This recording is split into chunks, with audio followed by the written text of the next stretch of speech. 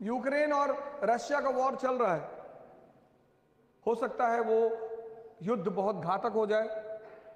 कभी कभी खबरें आती हैं कि रशिया न्यूक्लियर बॉम्ब मार देगा, ये कर देगा।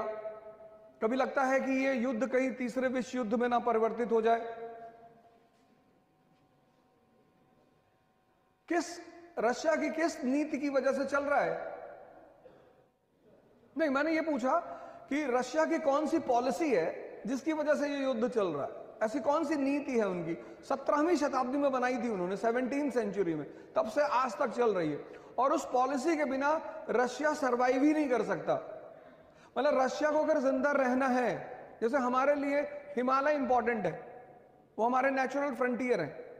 अगर हिमालय हमारे हाथ से निकल जाए तो हमारे लिए बहुत खतरा, बहुत बड़ा खतरा पैदा हो जाए।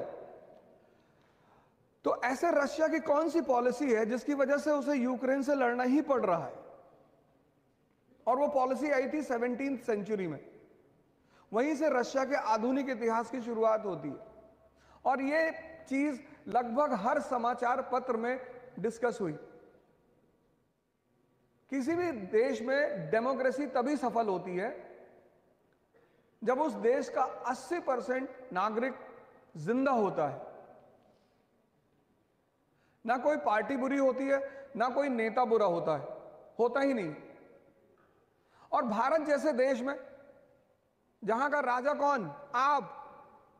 We the people of India solemnly resolve. उस पॉलिसी का नाम है warm water policy. Warm water, warm, गर्म जल नीति। एक्चुअली रूस को अपने अस्तित्व को बचाए रखने के लिए 2 सागरों पे कब्जा रखना पड़ेगा, एक बाल्टिक पे, एक ब्लैक पे। बाल्टिक उसका दरवाजा है यूरोप में जाने के लिए, और ब्लैक उसका दरवाजा है सिल्क रूट पे आने के लिए, एशिया में। क्रीमिया जो है वो उसका ऑइसोफेगस है, फूड पाइप।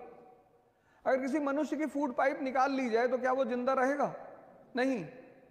तो अगर क्रीमिया रशिया से ले लिया जाएगा तो रशिया खत्म। कैसे? फूड पाइप कैसे? उसका सारा ऑयल, नेचुरल गैस सारा उसी रास्ते से निकलता है। न्यूज़पेपर पढ़ना शुरू करें। और सिर्फ पढ़ना नहीं, इतना बड़ा कॉलेज है, आप इतने सारे स्टूडेंट्स हैं, न्यूज़पेपर पढ़ने का एक सबसे अच्छा तरीका, आप जब कभी, आप में से बहुत सारे लोग आईएएस की तैयारी करने आएंगे या हो सकता कर ही रहे हो। आईएएस वो बनेगा अब जिसका न्यूज़पेपर पर कमांड होगा। न्यूज़पेपर मात्र न्यूज़पेपर नहीं होता, वो दर्पण होता है आईआर का। दर्पण, शीशा। आईआर मतलब इंटरनेशनल रिलेशन। वो दर्पण होता है समाज का। कन्या विद्या धन योजना सरकार लेकर आई, तो अब उस योजना का उद्देश्य सरकार को किसको बताना है? जनता को। जनता और सरकार के बीच में कौन मीडिएटर है? प्रेस। इसीलिए डेमोक्रेसी का जो चौथा स्तंभ है वो है प्रेस। और जिस देश में प्रेस की स्थिति मजबूत होगी और जनता जागरूक होगी, वो पता करेगी कि हमारा राजा, हमारा प्रतिनिधि, राजा नहीं, हमारा प्रतिनिधि हमारे लिए क्या कर रहा है। आपने अपने नौकर को 100 रुपए दिया कि जाओ बाजार से सब्जी ले आओ, तो जब वो लौट कर आया तो आप हिसाब मांगेंगे ना। हर साल government of India budget release करती है। आप में से कितने लोग पढ़ते होंगे? बजट मतलब सरकार आपको यह बता, क्योंकि आप राजा हैं तो सरकार आपको यह बताती है कि आप पैसा खर्चा कहां कर रहे हो, आपका जो पैसा है, आपका जो टैक्स है वो जा कहां रहा है, किन मदों पे खर्चा हो रहा है। न्यूज़पेपर पढ़ना शुरू करिए। न्यूज़पेपर पढ़ना शुरू करिए।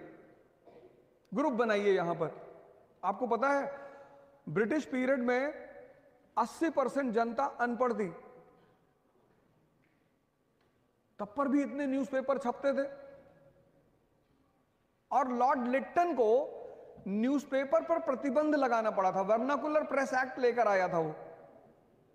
आपके मन में कभी यह बात नहीं आई कि 80% जनता अनपढ़ और उसमें न्यूज़पेपर पर प्रतिबंध?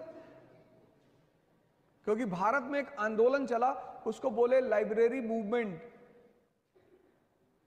4 लोग 5 लोग एक गांव में इकट्ठा होके एक न्यूज़पेपर मंगा के, उसमें जो पढ़ा आदमी होता था वो सारी न्यूज को पढ़ के फिर समझाता था लोगों को, फिर लोग उस पर चर्चा करते थे।